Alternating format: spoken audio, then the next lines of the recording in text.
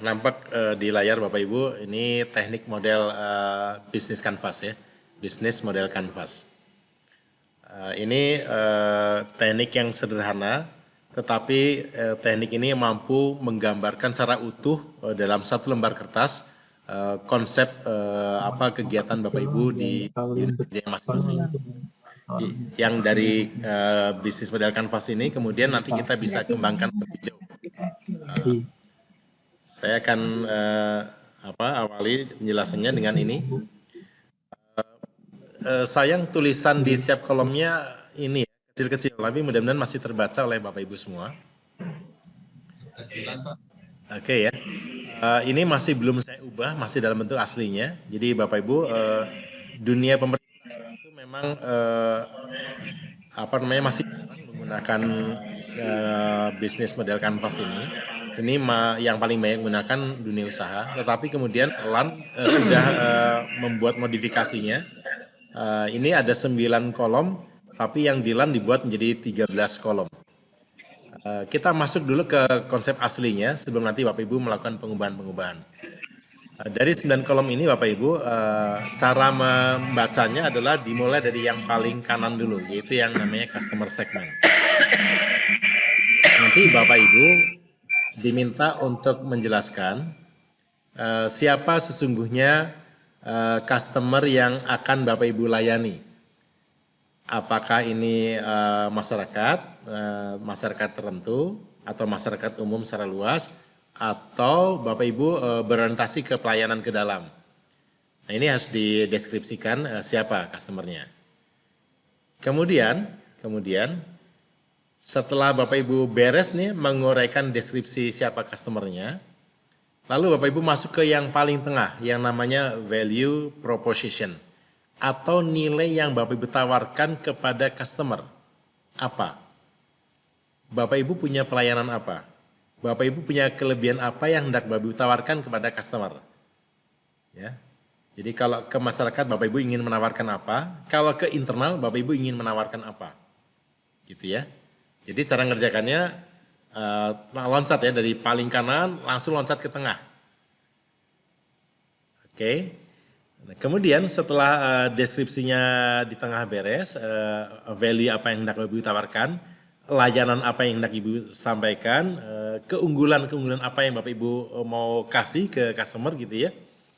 Kemudian yang kita akan bergeser ke kanan sedikit, yaitu yang namanya customer relationship dan channel. Jadi customer relationship itu adalah apa yang Bapak Ibu upayakan untuk membangun hubungan baik dengan dengan masyarakat yang Bapak Ibu layani ya, dengan mungkin pihak-pihak internal yang Bapak Ibu layani. Cara membangun hubungan baiknya seperti apa? Gitu ya. Karena ini penting untuk membuat nyaman customer kita ya, membuat nyaman pihak-pihak internal yang berurusan dengan kita, membuat mereka selalu baik dalam berinteraksi dengan kita. Ini Bapak Ibu mau bikin cara apa ya customer relationship ini?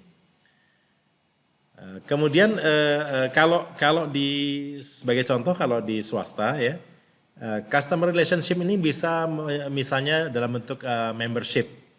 Misalnya maskapai penerbangan itu dia ingin membangun hubungan yang baik dengan customernya dengan membuat kartu member untuk anggotanya, di mana kalau misalnya customer kita terbang 10 kali dikasih oleh kita gratis 1 kali terbang misalnya gitu ya.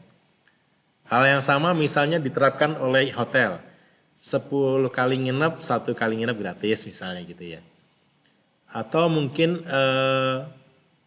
Indomaret atau Alfamaret ya, kalau belanja salon kecantikan ya juga Pak biasanya. Ya bisa, salon kecantikan bisa. 10 kali facial 1 kali gratis gitu ya.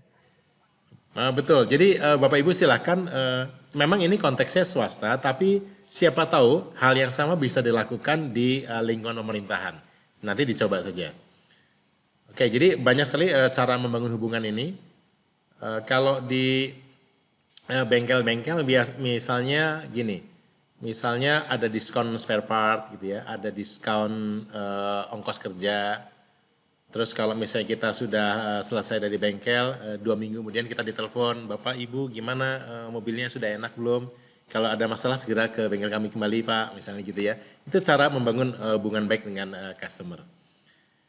Sekali lagi meskipun kebanyakan penerapannya adalah di dunia swasta, Bapak Ibu boleh mencoba apakah ini cocok gitu ya, atau bisa kita modifikasi untuk internal kita di pemerintahan. Kemudian yang kedua adalah channel. Channel adalah media apa yang Bapak Ibu gunakan untuk menyampaikan value yang Bapak Ibu sampaikan kepada customer. Channel itu media. Misalnya apakah lewat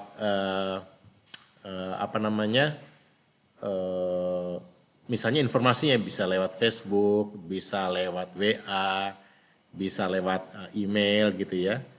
Atau Bapak Ibu kalau misalnya ke masyarakat bisa dengan sosialisasi gitu ya, bisa dengan nyubuh bareng, acara nyubuh bareng gitu ya. Itu kan banyak cara yang bisa kita lakukan. Jadi channel adalah media yang Bapak Ibu gunakan untuk menyampaikan value itu kepada customer kita masing-masing. Nah, setelah beres nih ya, sisi tengah ke kanan beres, Bapak Ibu langsung masuk ke tengah kiri ini, yaitu untuk menghasilkan value proposition ini, Bapak Ibu akan melakukan aktivitas apa saja. Aktivitas utamanya itu ngapain aja. Gitu ya. Jadi Bapak Ibu gambarkan itu kegiatan-kegiatan atau program-program yang Bapak Ibu lakukan di unit kerja masing-masing. Kemudian nanti turun ke bawah nih dari key activities, dari aktivitas-aktivitas kunci, aktivitas utama, turun ke bawah gitu key resources, yaitu Bapak Ibu butuh sumber daya apa saja supaya bisa menghasilkan value proposition seperti yang diinginkan. Saya butuh alat-alat ini, saya butuh fasilitas ini, saya butuh orang-orang ini, gitu ya. Bapak Ibu tulis ini, pokoknya resources apa yang dibutuhkan. Kemudian geser ke paling kiri. Siapa mitra yang akan Bapak Ibu raih untuk bisa menghasilkan value proposition yang di tengah-tengah ini? Mitra-mitra strategis mana yang Bapak Ibu bisa jalin kerjasama? Apakah mitra strategis ini boleh internal, boleh eksternal? Silakan. Jadi sesuai dengan kebutuhan Bapak Ibu masing-masing. Nah, karena ini nanti pekerjaannya bersifat kelompok, maka Bapak Ibu bisa menentukan satu lokus saja, satu lokasi saja yang bisa mewakili semuanya. Yang penting nanti Bapak Ibu bisa mendapatkan proses belajar yang sama gitu ya dengan semua anggota dalam kelompok. Nah, setelah beres bagian atas beres semua, Bapak Ibu masuk sekarang ke cost structure ya, atau ini kanan dulu maaf, revenue streams dulu. Kalau di swasta memang karena tujuannya profit, maka swasta perlu mengidentifikasi dari kegiatan mana dia bisa dapat profit. Jadi Bapak Ibu, di swasta itu ternyata tidak semua kegiatan organisasinya itu mendatangkan profit. Atau kalaupun ada ya nanti ada macam-macam, ada yang profitnya tinggi, ada yang rendah, ada yang sedang. Itu misalnya kalau mereka punya bermacam-macam produk itu variasi itu. Biasanya nanti ada produk-produk yang menjadi andalan mereka, ada produk-produk yang menjadi pendukung, ada produk-produk yang sengaja dijual rugi misalnya untuk menarik perhatian. Dan itu variasinya banyak sekali. Nah, tapi Bapak Ibu sekarang apa konteksnya buat kita di pemerintahan revenue stream ini adalah apa kira-kira manfaat atau keuntungan bagi organisasi atau bagi unit kerja Bapak Ibu dengan Bapak Ibu menyediakan value proposition yang ditawarkan. Jadi bentuknya mungkin kalau kita lebih ke non finansial gitu ya. Tapi andai kata unit kerja Bapak Ibu mampu menghasilkan uang dari sini pun nggak ada masalah ya, silakan. Silakan nanti disesuaikan dengan kondisi lokus yang dipilih. Kemudian yang terakhir baru cost structure. Jadi untuk membangun ini semua, untuk menyediakan value proposition yang diinginkan ya, untuk menyelenggarakan kegiatan kuncinya, untuk pengadaan sumber dayanya, untuk kemitraan dengan partner gitu ya. untuk media-media atau channel yang akan dibuat gitu, itu Bapak Ibu butuh berapa biaya, gitu ya, butuh berapa biaya, sehingga nanti biaya-biaya ini harus padan dengan revenue yang Bapak Ibu dapatkan, atau sepadan dengan value proposition yang akan dinikmati oleh customer Bapak Ibu semua. Nah ini kira-kira penjelasan globalnya dari bisnis model Canvas ini, dan ini cukup satu lembar. Ya, cukup satu lembar berarti penjelasannya nggak usah panjang-panjang, singkat aja.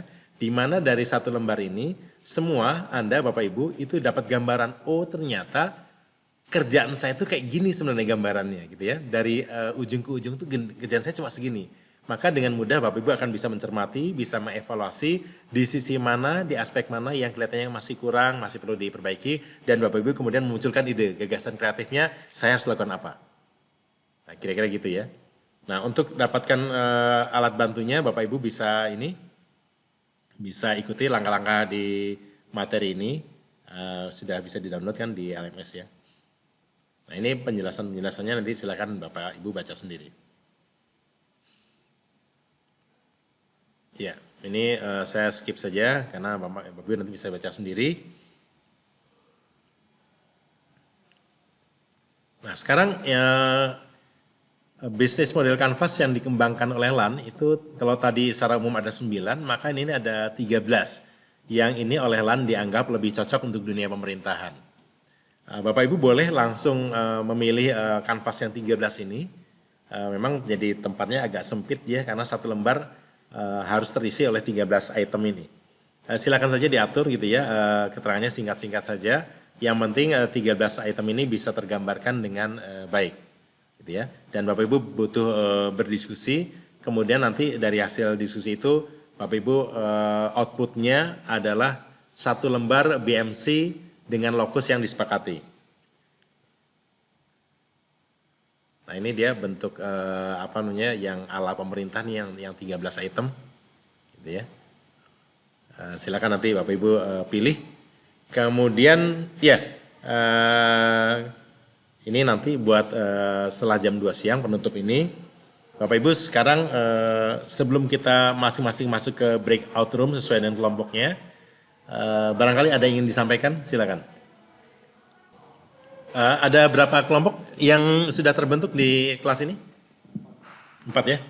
4. Kita mau kelompok yang itu aja atau mau kelompok baru? Ya, Bapak Ibu, ini ada penawaran dari Pak Indra. Apakah Bapak Ibu ingin di kelompok? Silakan. Kalau untuk yang teknik scamper Pak, untuk tugas yang teknik scamper tadi, ya. Tadi kan ada apa namanya kolom-kolom yang kan ada inovasi yang akan diadopsi, perubahan yang akan dilakukan sama teknik scamper yang dipakai. Nah itu boleh milih minimal berapa tuh semua dipakai Pak scampernya. Nggak perlu semua Bu, yang ini aja, yang dibutuhkan aja, yang sesuai kebutuhan. Oh, sesuai kebutuhan. Kalau misalnya kebutuhannya cuma 2 ya 2, kalau 3 ya 3 gitu. Oh, iya. Tidak harus semua Bu. Tapi minimal 3 inovasi ya Pak ya? Ya kalau bisa 3 lah gitu ya, 3 itu cukup lah 3 itu. Kalau bisa memunculkan semuanya, scamper semuanya itu keren sekali Bu. Jadi kita bisa langsung melihat aplikasinya dalam bentuk implementasi yang konkret gitu ya. Boleh itu Bu Ani, ya kalau bisa semuanya. Tapi paling tidak 3 lah. Terima kasih Pak. Ya terima kasih Bu Ani. Yang lain mungkin ada yang ingin disampaikan? Halo Pak, saya Sony Pak. Ya silakan Pak Sony. Menentukan tema dari masing-masing tugas itu adalah tantangan tersendiri di tiap kelompok. Kalau individu mungkin lebih mudah. Iya. Mohon petunjuknya Pak supaya kita progresif, karena kalau kita membahas isu tantangannya aja udah lama, takutnya nggak progres Pak. Kasih kisi-kisinya Pak supaya kita bisa punya pandangan gitu Pak. Terima kasih. Iya, ini bagus sekali pertanyaan Pak Sony. Betul ya. Jadi constraint waktu yang terbatas, memang Bapak Ibu bisa lama gitu ya untuk membicarakan topik apa yang mau dipilih gitu ya. Apalagi kalau masing-masing itu punya punya apa istilahnya, punya jagoannya gitu ya.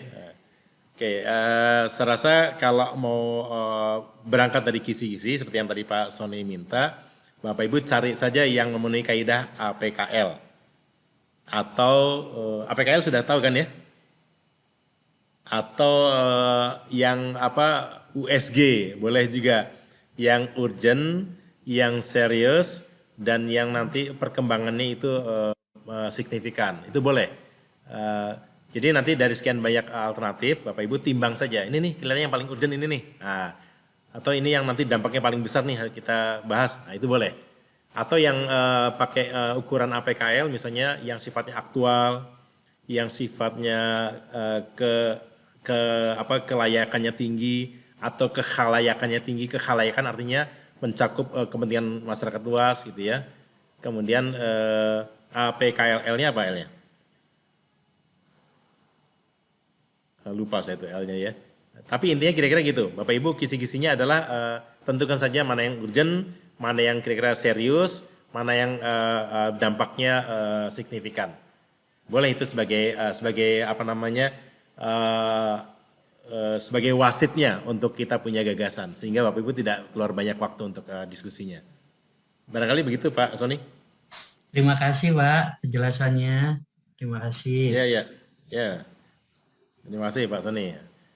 Ada lagi Bapak Ibu? Bapak Ibu lebih ingin di grup yang lama atau mau masuk grup baru? Kalau mau cepat di grup yang lama berarti karena Pak aja Pak. Lama aja Pak. Yang lama aja Pak biar enak. Di grup lama aja ya. Yang lama berarti sudah nyambung komunikasinya. Oke, kalau gitu kita akan segera masuk breakout room. Pak Indah akan memandu. Kemudian Bapak Ibu waktunya itu sampai dengan jam 12 ya, menjelang salat zuhur. Dan diupayakan sampai dengan jam 12 ini Bapak Ibu setiap kelompok bisa menyelesaikan 2 latihan. Silakan pilih yang mana saja, yang mudah dulu. Nanti 1 latihan yang tersisa itu akan kita kerjakan di breakout room yang kedua, yaitu di jam 1:04 sampai dengan jam 2. Setelah itu kita akan bahas dari jam 2 sampai dengan jam 3, kemudian jam 3 sampai dengan setengah 4 kita akan bikin konklusi dari sesi pertemuan kita. Kira-kira gitu ya. Oke, kalau nggak ada pertanyaan lagi silakan Pak Indra untuk mengatur breakout room.